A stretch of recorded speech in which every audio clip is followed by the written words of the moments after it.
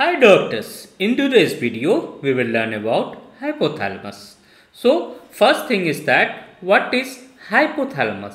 So you all know that it's a part of the encephalon located inferior to the thalamus. Okay, so अभी जो hypothalamus होता है, hypothalamus में बहुत सारे न्यूक्लियाइज होते हैं जो हमारे बॉडी के डिफरेंट एक्टिविटीज को कंट्रोल करते हैं। ठीक है, जैसे कि ऑटोनॉमिक नर्वस सिस्टम में सिंपैथेटिक पैरासिम्पैथेटिक सिस्टम को हाइपोथैलेमस कंट्रोल करता है। दूसरा जो लिम्बिक सिस्टम होता है उसमें भी मैमुलरी बॉडी जो है हाइपोथैलेमस का पार्ट होता है। ठीक है, इसलिए वो लिम्बिक सिस्टम में भी पैपेज सर्किट को कंट्रोल करता है। तीसरा जो हो गया वो इंडोक्राइनोलॉजी में भी सारे हार्मोन्स के रिलीजिंग फैक्टर जो है वो हाइपोथैलेमस के सेल्स रिलीज करते हैं, जिसके कारण से वो इंडोक्राइनोलॉजी में भी इंडोक्राइन सिस्टम में भी अपना एक बहुत ही अहम रोल अदा करता है। तो इसी तरीके से हाइपोथैलेमस बॉडी के जितने भी हार्मोनल एस्पेक्ट्स हैं उसको काफ़ी हद तक कंट्रोल करता है। तो चलिए हम हाइपोथैलेमस के बारे में और पढ़ते हैं थोड़े माइन्यूटली डिटेल्स के साथ। तो अगर हम हाइपोथैलेमस के न्यूक्लियाइज को देखें तो यहाँ पर आप देख सकते हो ये जो हाइपोथैलेमस के दिख रहे हैं आपको। ठीक है, तो ये न्यूक्लियाइज जो हैं हाइपोथैलेमस के हैं। रीजन में डिवाइड कर सकते हैं। पहला मैमुलरी रीजन। मैमुलरी रीजन याद रखने में इसलिए आसान है क्योंकि ये यहाँ पर एक मैमुलरी बॉडी होती है जो कि आप जानते हो डायनसेफ्लॉन में ये जो आएगा ये इसी रीजन के अंदर में आएगा। तो ये पहला रीजन जो है रेड वाला ये है मैमुलरी रीजन। ठीक है, दूसरा जो रीजन है उसको हम ट्यूबरल रीजन कहते हैं। ये जो ब्लू वाला आप देख रहे हो ये ट्यूबरल रीजन है। ठीक है, और तीसरा जो है वो हरे कलर का आप जो देख रहे हो इसको हम सुप्रा ऑप्टिक रीजन कहेंगे। इसको सुप्रा ऑप्टिक रीजन इसलिए भी कहते हैं क्योंकि ये ऑप्टिक क्याज्मा जो होती है ना, ऑप्टिक क्याज्मा के जस्ट ऊपर में होता है, इसलिए इसको ऑप्टिक क्याज्मा आप समझ लीजिए। ऑप्टिक क्याज्मा है उसके ऊपर के जो न्यूक्लियाइज है उसको हम सुप्रा ऑप्टिक कहेंगे। ऑप्टिक के ऊपर सुप्रा ऑप्टिक, और सुप्रा ऑप्टिक के पहले जो आ जाए मतलब ऑप्टिक क्याज्मा के पहले आ जाए उसको हम प्री ऑप्टिक रीजन कहते हैं। तो ये जो चौथा रीजन ही ये प्री ऑप्टिक रीजन है। ठीक है, अब इस यहाँ पर डिफरेंट तरह के ग्रुप ऑफ न्यूक्लियाइज होते हैं। ठीक है, तो अब सबसे पहले हम बात करते हैं मैमुलरी रीजन की। तो मैमुलरी रीजन में जो ग्रुप ऑफ न्यूक्लियाइज होते हैं वो होते हैं दो तरह के। पहला जो क्या होता है, पहला तो ये हो गया मैमुलरी रीजन का पहला ये एक, और ये हो गया पोस्टीरियर हाइपोथैलेमिक न्यूक्लियाइज। ये पहले रीजन के हो गए। ठीक है, मैं इसको थोड़ा मोटा वाला टारगेट दे लूँ। ठीक है, दूसरा जो है ट्यूबरल रीजन। तो ट्यूबरल रीजन में डॉर्सल मीडियन न्यूक्लियस होगा, तो ये दूसरे रीजन का पार्ट है। फिर वेंट्रल मीडियन न्यूक्लियस, ये भी दूसरे रीजन का पार्ट है। और यहाँ पे एक और जो न्यूक्लियस मिलता है उसको हम कहते हैं एक्यूरेट न्यूक्लियस। ये बहुत ही इंपॉर्टेंट न्यूक्लियस है क्योंकि इसी न्यूक्लियस ये जो न्यूक्लियस होता है ना ये most of the hormonal activities को ये न्यूक्लियस ही कंट्रोल करता है। ठीक है, ट्यूबरल रीजन यहीं पर न्यूक्लियाइज पर ही खत्म नहीं होते हैं, ये इन्फंडिब्यूलम भी इसी रीजन के अंदर में आता है। ठीक है, तो ये इन्फंडिब्यूलम भी है, ये इसी रीजन के अंदर में आता है। ठीक है, अब हम बात करते हैं तीसरे रीजन की जो कि है सुप्रा ऑप्टिक रीजन। इसमें बहुत ही इंपॉर्टेंट न्यूक्लियाइज पाए जाते हैं जो हमारे बहुत सारे हार्मोनल एस्पेक्ट्स को कंट्रोल करते हैं। ठीक है, तो इसमें जो सबसे पहला न्यूक्लियाई है ये तीसरा नंबर का जो पहला न्यूक्लियाई है इसको हम पारावेंट्रिकुलर न्यूक्लियाई कहेंगे। हम सारे न्यूक्लियाइज के बारे में इनका क्या क्या फंक्शन है, किस किस फंक्शन को ये कंट्रोल करते हैं हम ये 1 बाय 1 पढ़ेंगे, तो चिंता करने की ज़रूरत तो बिल्कुल है ही नहीं। दूसरा जो न्यूक्लियाइज होगा इसमें होगा एंटीरियर हाइपोथैलेमिक न्यूक्लियाई, फिर सुप्रा ऑप्टिक न्यूक्लियाई। ठीक है, और एक सुपर कैज्मेटिक न्यूक्लियाई, ये भी जो होते हैं इसी रीजन में ही पाए जाते हैं।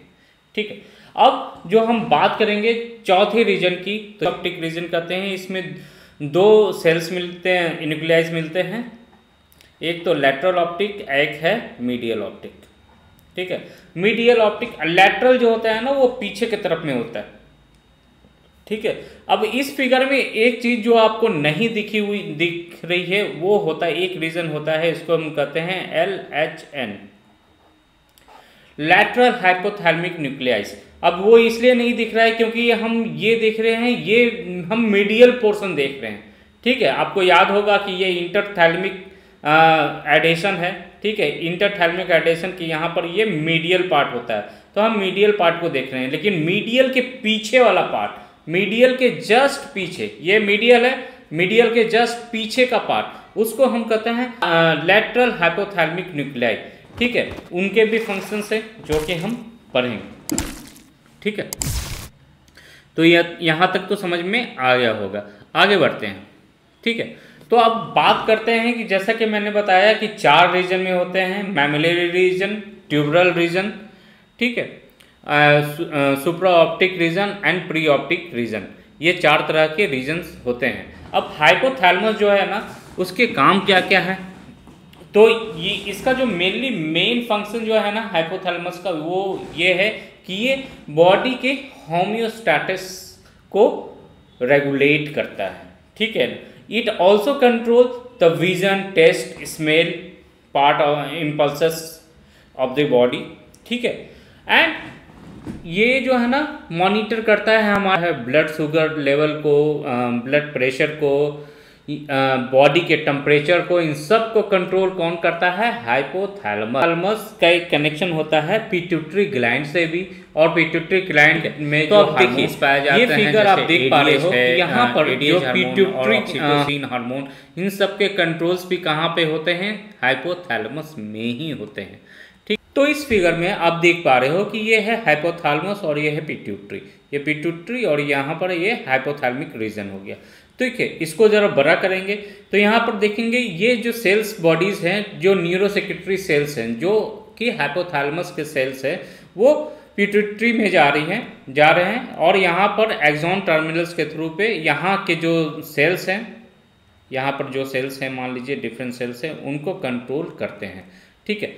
अब anterior part of the pituitary, यहाँ पर थैलेमस के सेल्स हैं, वो डायरेक्ट एक्सॉन से हार्मोन्स को रिलीज नहीं करते हैं। वो क्या करते हैं, अपने हार्मोन्स को ना ये हाइपोफाशियल पोर्टल सिस्टम में, ठीक है, हाइपोफाशियल पोर्टल सिस्टम में अपने हार्मोन्स को छोड़ देते हैं, और वो हार्मोन जो है ना ये पोर्टल सिस्टम से यहाँ पर आ जाता है एंटीरियर पिट्यूटरी में, और यहाँ के जो सेल्स होते हैं, यहाँ पर डिफरेंट सेल्स होते हैं, उनको एक्साइट और इनहिबिट करते हैं और हार्मोन्स को रिलीज करते हैं, ठीक है।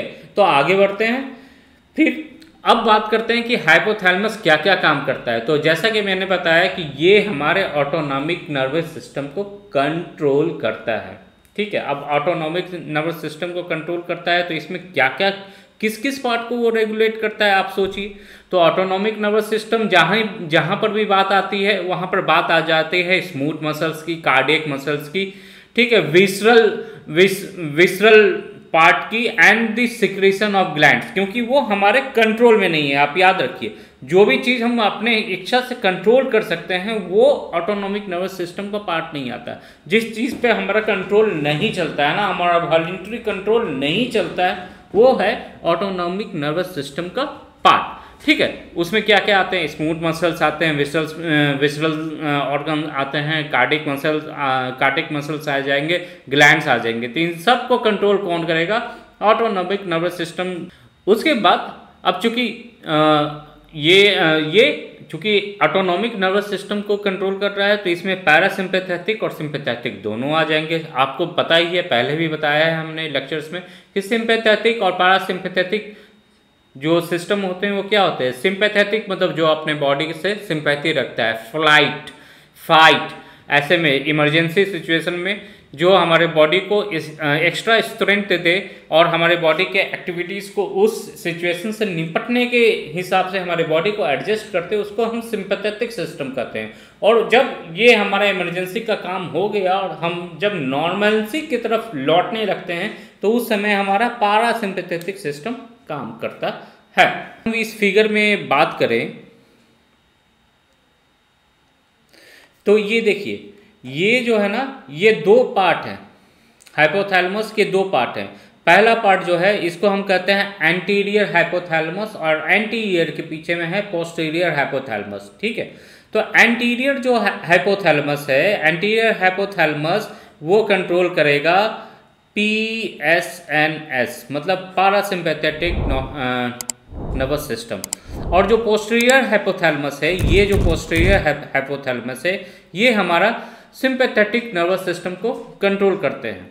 ठीक है, इसके अलावा यहाँ पर एक पार्ट है जिसको हम, बहुत इंपॉर्टेंट पार्ट है, जिसको रेटिकुलर फॉर्मेशन कहते हैं। तो रेटिकुलर फॉर्मेशन को भी हाइपोथैलेमस के न्यूक्लियाइस कुछ हद तक कंट्रोल करते हैं। ठीक है, तो आगे देखते हैं। एंटीरियर पार्ट, यहाँ से ये एक्सॉन्स गए और ये एक्सॉन्स जाते हैं कहाँ, S2 S3 S4 में, और ये प्री गैंग्लियनिक नर्व्स हैं, यहाँ पर ये कंट्रोल करते हैं। ठीक, पोस्टीरियर का फंक्शन क्या है, ये T1 से L2 जो होते हैं वहाँ, वो प्री गैंग्लियनिक को कंट्रोल करते हैं और ये सिंपैथेटिक नर्वस सिस्टम को कंट्रोल करते हैं। ठीक है, अब जो पारासिम्पैथेटिक नर्वस सिस्टम है जिसको एंटीरियर हाइपोथैलेमस कंट्रोल करता है, तो यहाँ पर आप जैसे कि देख रहे हो, ये है मिड ब्रेन, ये है पॉन्स, ये है मेडुला। ठीक है, अब मैं इसको थोड़ा सा साफ करूँ ताकि मैं आपको और कुछ दिखा पाऊँ। ठीक है, तो ये वाला मैं थोड़ा सा इसको क्लियर कर दूँ।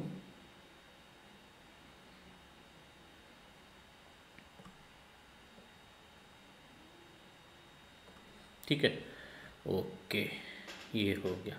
यहाँ पर कुछ न्यूक्लियाइज पाए जाते हैं। ठीक है, एक न्यूक्लियाई, फिर दो न्यूक्लियाई, तीसरा न्यूक्लियाई, ये चौथा न्यूक्लियाई। ठीक है, अब ये जो न्यूक्लियाइज होते हैं, ये इनको भी पारासिम्पैथेटिक नर्वस सिस्टम कंट्रोल करता है। ये न्यूक्लियाइज जो है आगे जाके सिनैप्स करते हैं कार्डियन नर्व्स 3 से। ठीक है, उसके बाद ये न्यूक्लियाई जो है, ये न्यूक्लियाई जाकर सुपीरियर सैल्वेटरी न्यूक्लियस, और ये है इंफीरियर सैल्वेटरी न्यूक्लियस। तो सुपीरियर सैल्वेटरी न्यूक्लियस, और ये है इंफीरियर सैल्वेटरी न्यूक्लियस। ठीक है, जो कि किसको कंट्रोल करेंगे, जो कि कंट्रोल करेंगे कार्डियन नर्व 7 और 9 को। तो ऊपर वाला जो कंट्रोल करेगा ये कार्डियन नर्व 7, और ये कंट्रोल करेगा कार्डियन नर्व 9 को। तो यहाँ पर जाकर सिनैप्स करते हैं और वहाँ पर ये और पारासिम्पैथेटिक नर्वस सिस्टम को कंट्रोल करते हैं। फिर जाकर एक और कार्डियन नर्व्स है जिसको हम वैगस कहते हैं। तो कार्डियन नर्व्स 10, तो ये वाली जो न्यूक्लियस है ना, ये जाके कार्डियन नर्व्स 10 जिसको वैगस कहते हैं, वैगस को कंट्रोल करता है। ये जिससे कि हमारे पूरे बॉडी में जो फंक्शन होते हैं, वैगस उसको कंट्रोल करता है। तो ये पैरासिम्पैथेटिक, ये 4 तरह के पैरासिम्पैथेटिक न्यूक्लियाइज को भी यहाँ से कंट्रोल मिलता है। तो इन 4 न्यूक्लियाई सेंटर के अलावा एक और न्यूक्लियाई सेंटर पाया जाता है जो कि मेडुला में होता है। ठीक है, इसको हम कहते हैं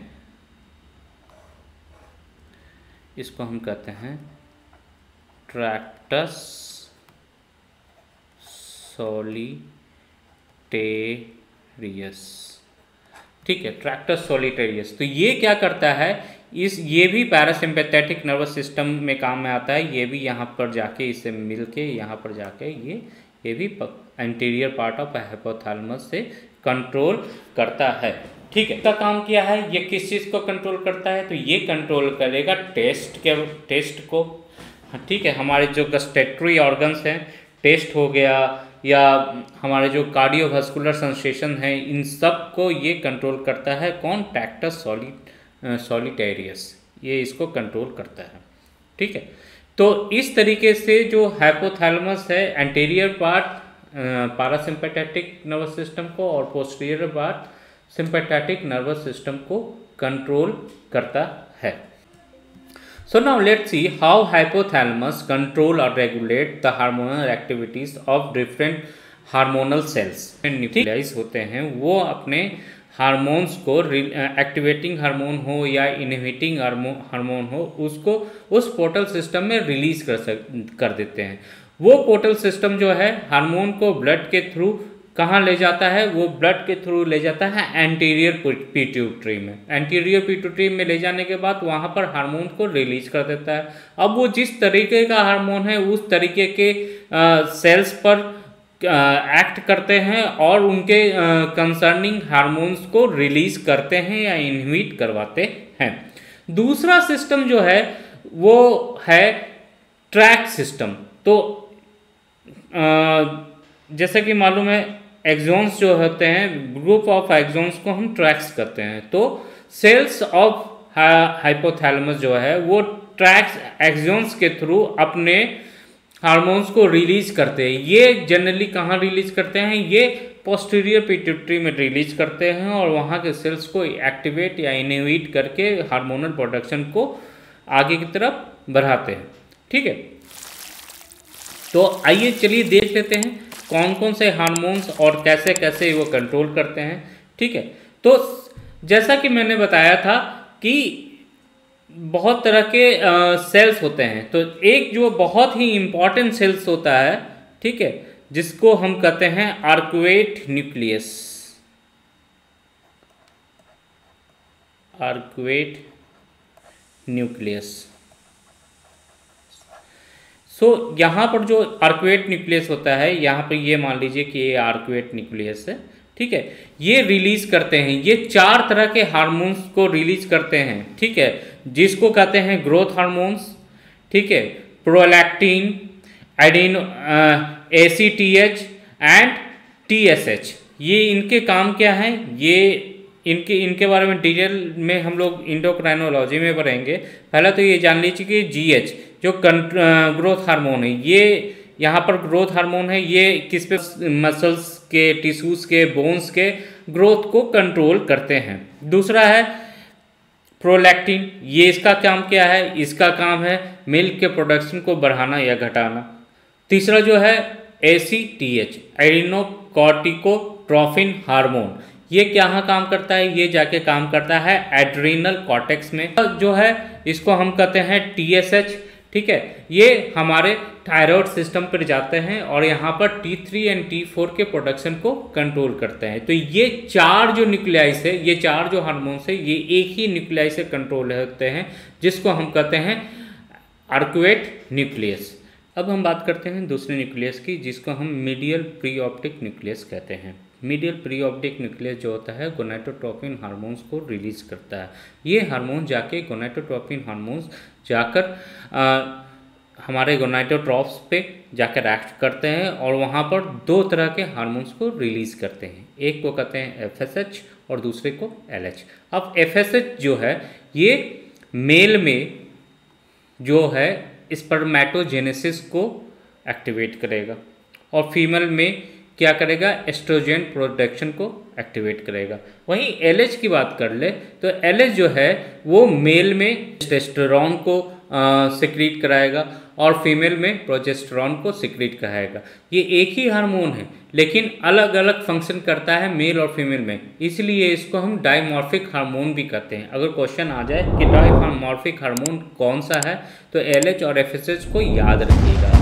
और इसको एक्टिवेट कौन कराता है, गोनाडोट्रोपिक हार्मोन्स एक्टिवेट कराता है। अब हम बात करते हैं तीसरे न्यूक्लियस की। तीसरा न्यूक्लियस जिसको हम सुप्रा ऑप्टिक न्यूक्लियस कहते हैं। सुप्रा ऑप्टिक न्यूक्लियस जो है वो हमारे बॉडी में ADH को कंट्रोल करता है। ADH का काम क्या है, हमारे बॉडी में जो यूरिन है, यूरिन के प्रोडक्शन को कंट्रोल करता है। कौन, ADH हार्मोन कंट्रोल करता है। या हमारे बॉडी में अगर पानी की मात्रा ज़्यादा हो गया तो ये एक्टिवेट करता है यूरिनेशन को, कि भाई यूरिनेशन हो जाएगा, बॉडी का जो प्रेशर है, ऑस्मेटिक प्रेशर है, वो कंट्रोल में आ जाएगा। वहीं अगर हमारे बॉडी में पानी की कमी हो जाती है तो थर्स्ट को, मतलब जो हमारे प्यास लगने की जो अनुभूति होती है, इसको भी कौन कंट्रोल करता है, इसको भी ADH ही कंट्रोल करता है। ठीक, ये हो गया। अब चौथे न्यूक्लियस की बात करेंगे। चौथा न्यूक्लियस है जिसको हम कहते हैं पारावेंट्रिकुलर न्यूक्लियस। ठीक है, पारावेंट्रिकुलर न्यूक्लियस जो है ना वो ऑक्सीटोसिन को प्रोड्यूस करता है। तो भाई ऑक्सीटोसिन का काम क्या है, यूट्राइन कॉन्ट्रैक्शन को ये इंड्यूस करता है और मैमिलरीज बॉडीज पे जो मैमिलरीज ग्लैंड होते हैं वहाँ पर ये मिल्क प्रोडक्शन में हेल्पफुल होता है। ठीक है, अब पिट्यूटरी में एक और न्यूक्लियस होता है जो कि मेलाटोनिन के सेक्रेशन को इंड्यूस करता है। मेलाटोनिन हमारे नींद आने के लिए ये हार्मोन्स होता है, नींद को कंट्रोल करता है। ठीक है, इस हार्मोन को कौन बनाते हैं, तो इस हार्मोन को बनाते हैं सुप्राक्याज्मेटिक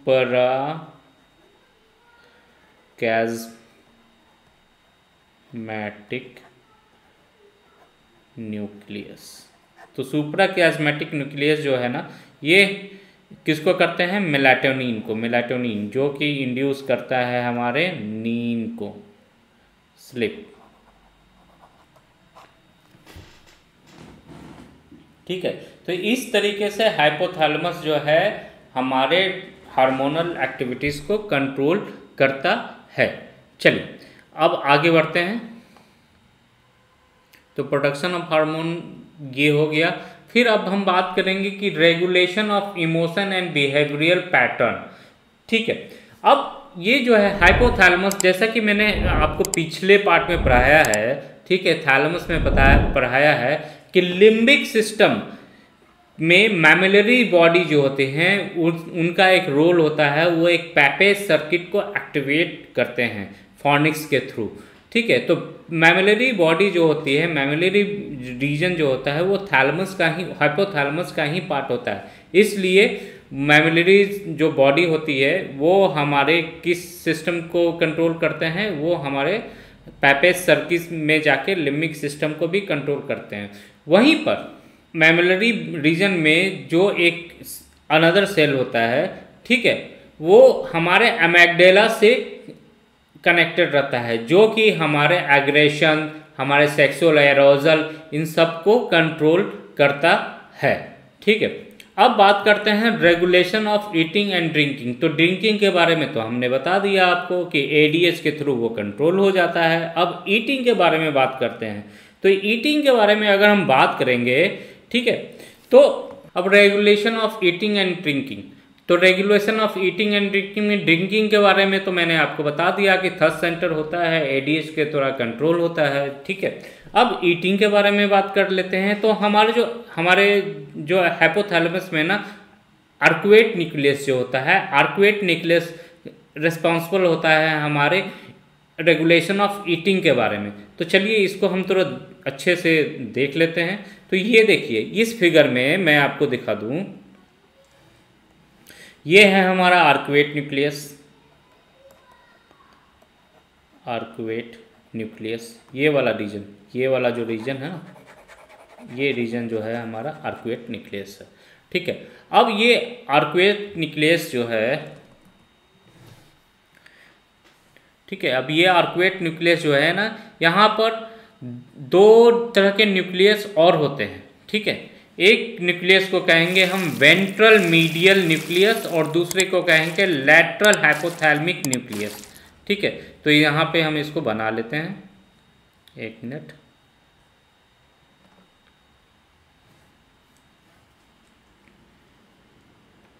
ये दो तरह के न्यूक्लियस होते हैं, एक हो गया हमारा वेंट्रल मीडियल न्यूक्लियस और दूसरा हो गया आर्कुएट, दूसरा हो गया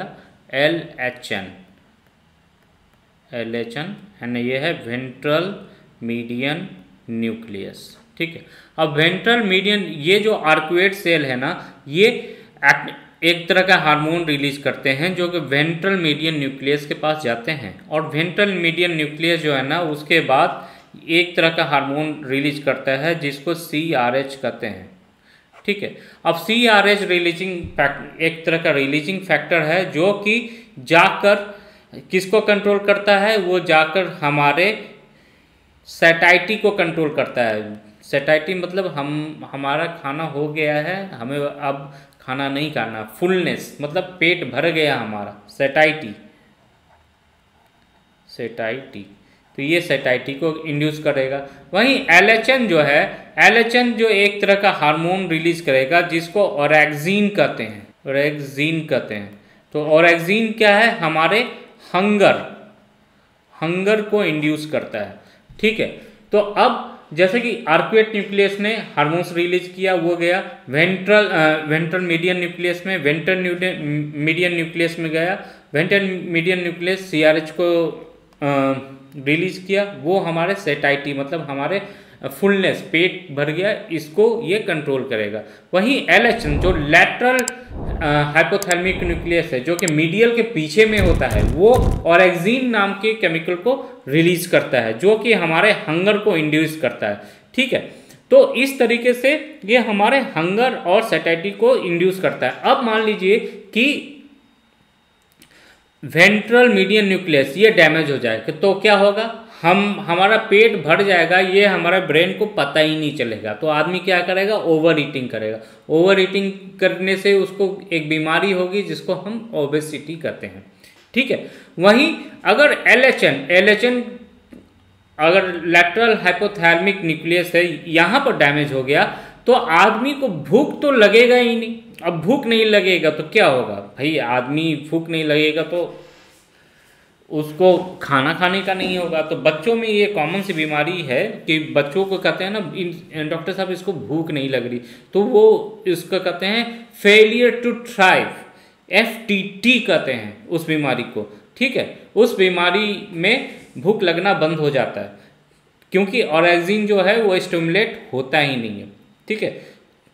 तो इस तरीके की बीमारियां हो सकती हैं अगर सही तरीके से न्यूक्लियस काम ना करे तो चलिए हाइपोथैलेमस में ये भी देख लिया हमने, जैसा कि हम बता रहे थे कि regulation of eating and drinking को भी ये कंट्रोल करता है। इमोशनल पैटर्न में जैसा कि हमने बताया कि पेपेज सर्किट को कंट्रोल किया जाता है। अब body control of body temperature, तो हाइपोथैलेमस जो है वो बॉडी टेम्परेचर को भी कंट्रोल करता है। कैसे, अब बॉडी में जैसे कि बॉडी के टेम्परेचर बहुत बढ़ गया है तो हाइपोथैलेमस क्या करेगा, वो जो हमारे ब्लड वेसल्स है ना, ब्लड वेसल्स को थोड़ा रिलैक्स कर देगा। तो रिलैक्स करने पर क्या होगा कि जो हमारे बॉडी के अंदर का जो फ्लूइड है ना वो बाहर की ओर आ जाएगा, उसको स्पेस ज़्यादा मिल जाएगा, तो जिससे कि बॉडी ठंडी हो जाएगी। दूसरा, स्वेटिंग के थ्रू भी बॉडी को ठंडा किया जा सकता है। तो ये सारे पार्ट को कौन कंट्रोल करता है, हाइपोथैलेमस कंट्रोल करता है। उसके बाद में जैसा कि मैंने बताया कि सुपर कियास्मेटिक न्यूक्लियस जो है वो हमारे सर्काडियन रिदम को कंट्रोल करता है, हमारे सोने जागने के प्रोसेस को कंट्रोल करता है, जो कि पीनियल ग्लैंड में मेलाटोनिन के सिक्रेशन से होता है, ठीक है। तो इस तरीके से हमने पढ़ लिया हाइपोथैलेमस एंड हाइपोथैलेमस के फंक्शन। अब नेक्स्ट वीडियो में हम बात करेंगे एपिथैलेमस के बारे में और एपिथैलेमस के फंक्शन के बारे में। Till then bye.